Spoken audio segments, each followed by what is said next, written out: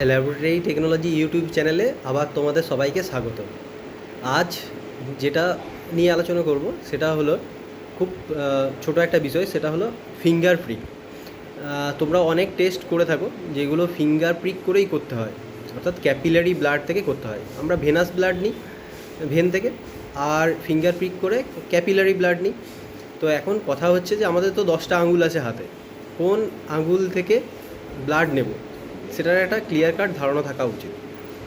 আচ্ছা, এর clear cut ধারণা হচ্ছে যে আমরা যখন ব্লাড নেব আমাদেরকে চুজ করতে হবে বাঁ হাতের রিং ফিঙ্গারটা, অর্থাৎ 5টা যে আঙুল আছে, থাম্ব আছে, ইন্ডেক্স আছে, মিডিল আছে, রিং ফিঙ্গার আছে, লিটল ফিঙ্গার আছে। আমি যে কোনো আঙুল থেকে নিতে পারি না, আমাকে নিতে হবে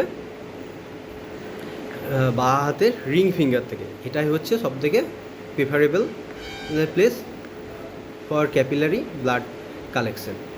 থ্যাংক ইউ।